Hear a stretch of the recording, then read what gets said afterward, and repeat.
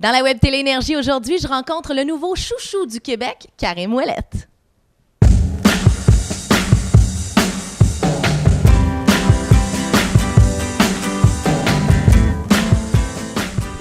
Karim Ouellette, quel plaisir! Plaisir partagé, merci de me recevoir. Merci d'être là pour, entre autres, parler du nouvel album, Fox. Et en parlant de renard, j'ai plusieurs questions, mais d'entrée de jeu, là, je veux juste te dire que c'est par solidarité, là, je sais pas comment appeler ça, mais j'ai comme amené mon foulard. C'est le seul item qui peut comme s'apparenter à un renard. C'est du renard recyclé, hein? Ben écoute, c'est doux en mots. C'est mon commentaire là-dessus. L'emblème du renard, ça vient d'où? Écoute, ça vient pas d'un moment en particulier, ni d'une réflexion bien précise. Moi, tout ce que je me souviens, c'est que j'aime cet animal-là beaucoup, beaucoup.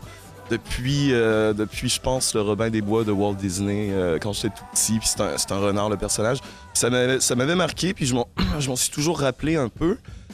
Et puis, par la suite, c'est après avoir sorti mon premier album, sur lequel c'était un oiseau qu'on voyait sur la pochette, j'ai voulu continuer un peu dans ce vibe, disons, avec un totem qui représente l'album. Et puis le renard, moi, c'était comme une évidence qu'il fallait que ça soit ça. Le nom Fox, je trouvais ça très beau aussi. Donc tout ça mis ensemble. Puis j'ai écrit une chanson qui s'est appelée Fox. Et puis après, avec le visuel de l'album, etc., le renard est devenu de plus en plus important.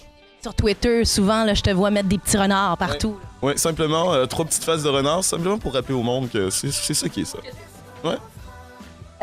Karim, on parle justement de cet album Fox, mais il y a eu un autre album avant pour les gens qui ne le savent pas. Il y a eu Plume, donc tu l'as dit, et un peu moins connu du grand public. Cet album-ci, par contre, déjà très grand succès, peu longtemps après la sortie de l'album. Est-ce que tu penses que c'est dû, je sais pas, à l'appui des radios ou au prix Révélation de l'année? C'est dû à plusieurs choses. À la base, vraiment à la base, là, c'est dû au travail que moi et mon équipe on a fait ensemble. C'est dû au fait que l'album, le monde l'aime finalement jusqu'à un certain point. C'est dû au fait que, outre nous autres, il y a beaucoup de gens qui ont embarqué dans l'aventure, donc les radios, toutes sortes de gens avec qui on travaille pour les spectacles, etc. Les Révélations Radio-Canada qui ont embarqué dans le projet aussi. Donc tout ça fait en sorte que ça nous aide à aller plus loin puis à diffuser ça au plus de gens possible. Donc un gros travail d'équipe finalement. Ouais. Tellement une belle énergie, justement, je trouve, autour de l'album, une belle, je sais pas, un bel accueil, quelque chose de très positif qui se passe en ce moment te concernant. Puis je trouve que ça fait du bien à l'industrie en ce moment. Ça vient d'où, cette passion-là pour la musique, ce talent-là que tu as?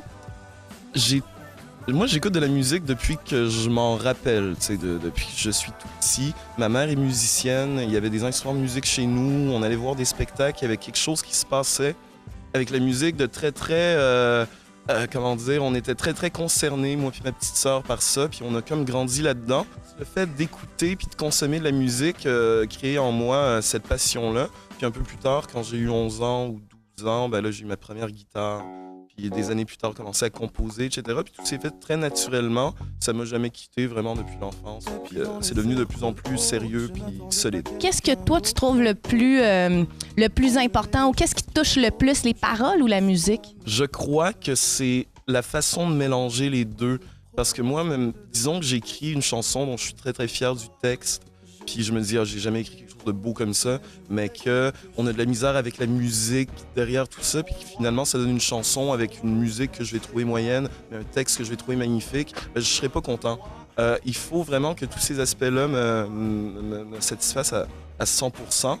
Et puis donc l'un ne va pas sans l'autre. Je vais vraiment travailler les deux aspects, embriquer l'un dans l'autre. Bien évidemment, il y a déjà des dates d'afficher, dont l'Astral le 23 février. Ça ressemble à quoi, Karim Ouellette, sur scène? Sur scène, on est 5, donc moi et 4 très bons amis, dont Claude Bégin qui est sur scène avec moi aussi, qui permet ça permet de faire vivre ces chansons-là comme de partir du studio jusqu'à la scène. Puis moi, ce que j'aime dire, c'est que l'album, c'est un peu comme un film, puis sur scène, c'est la pièce de théâtre. Donc, on n'essaye pas de faire exactement la même chose qu'on a fait en studio parce qu'en studio, on fait des affaires qui sont très difficilement recréables sur scène, pour être très franc. Donc, on interprète ce qu'on n'est pas capable de faire à la lettre Puis on essaye d'amener ça plus loin, puis d'en donner une version, le fun pour un public, de faire participer, puis communiquer, puis partager avec les gens. Donc c'est une fête sur scène à laquelle on invite tous et toutes à se joindre sans problème. Dans ta description Twitter, là, j'ai vraiment une question là, que j'ai en tête. Je sais que tu sais où je m'en vais.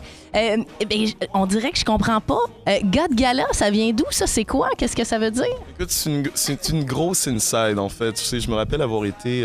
c'était le gala de la disque il y a presque 5 ans, je pense, où j'étais là avec tous mes amis, puis on se rend compte qu'on trippe énormément à être dans des galas. Fait que l'expression God Gala, c'est quelqu'un d'autre qui a sorti ça dans mon cercle, puis comme resté. Puis Twitter, moi j'aime ça mélanger des choses que tout le monde va comprendre avec des choses que personne va comprendre non plus. Puis les gens s'imaginent eux-mêmes ce que je veux dire par là. Donc c'est ça, God Gala, j'aime bien ça. Là, tout le monde va comprendre, par exemple, ça te dérange pas trop? Non, ça me dérange pas parce que parfois, l'inside, ça fait beaucoup d'années qu'elle dure pour moi, donc c'est correct de s'expliquer. Merci beaucoup. Ça me fait plaisir. Là, on parle beaucoup ces temps-ci là, de la fin du monde, puis la prévision des Mayas le 21 décembre, puis tout ça. Toi, qu'est-ce que tu penses de ça? Est-ce que c'est quelque chose qui te fait peur? Est-ce que tu crois à ces affaires-là? Ben écoute, moi, je suis pas très informé sur la vision Maya de tout ça, mais ce que j'en sais, c'est que eux ont prédit plusieurs fois dans leur calendrier des genres de fin de cycle, surtout. Puis le 21 décembre 2012 semble être la fin d'un cycle en particulier, puis il suffit de regarder autour de soi ce qui se passe sur Terre pour réaliser qu'on est un peu dans un cycle un peu capoté, où il se passe toutes sortes de choses qu'on est capable de rassembler autour de peut-être une ligne directrice. Je sais pas si on arrive à la fin de ça ou au milieu de ça, mais je sais qu'on est dans quelque chose. Si les Mayas voulaient arriver peut-être à nous prédire la fin de quelque chose, ils ont pas tort. Je pense pas que la Terre explose le 21 décembre. De toute façon, si je peux me permettre, toi, t'es correct, t'es sauvé parce que tu vas être dans le Bunker Énergie. Philippe Bond t'a invité avec toute la gang de C'est encore drôle, mais Philippe particulièrement là, souhaitait ta présence parce qu'il t'aime vraiment beaucoup. Il adore ton album, il trippe sur ta chanson et tu vas faire partie donc du Bunker Énergie. Comment tu te sens à l'approche justement de cette expérience? Ben, privilégié, ça fait plaisir d'être invité là puis de pouvoir rencontrer d'autres artistes que j'aime beaucoup, des gens que je connais pas dans la vie de tous les jours. Donc ça va être le moment de créer puis de resserrer des liens. Le fun de te rencontrer. Merci beaucoup, Karim. Merci à toi. Merci.